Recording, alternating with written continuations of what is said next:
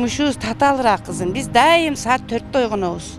Мы просыпаемся в 4 утра. В 5 я уже начинаю уборку территории. Наша работа требует физического труда и смекалки. Я люблю свою работу и со всей ответственностью к ней отношусь. Не понимаю тех граждан, которые жалуются на жизнь, говорят, что нет работы или она слишком пыльная и сложная для них. Не надо стыдиться такой работы. Стыдно должно быть тем гражданам, которые сидят сложа руки, вызывая к себе жалость.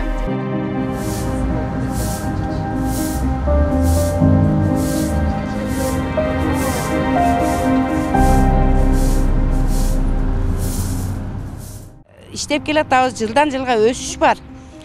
Каждый руководитель города вносит свой вклад в облагораживание территории Бишкека. Ну а такие работники, как я, вносим свою маленькую лепту в развитие города своей работой. Если каждый будет относиться к своим обязанностям серьезно и выполнять их со всей душой, думаю, что это будет нашим маленьким, но в то же время большим вкладом для развития страны.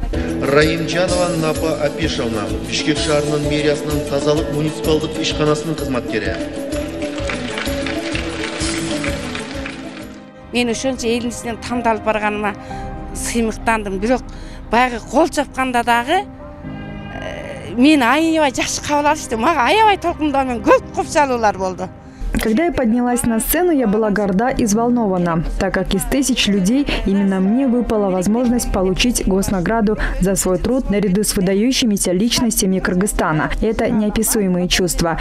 Весь зал радовался со мной. Были долгие овации в мой адрес. Даже президент сказал: «Спасибо, дорогая апа, за работу». Это дорогого стоит. После церемонии почувствовала себя звездой, так как все подходили и выражали благодарность за наш труд.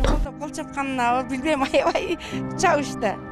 Бирок кийин энегеде келгенде дагы жаңкы тамактанганы келгенде дагы ар бир сүйлөгөн адам мени кошуп турду.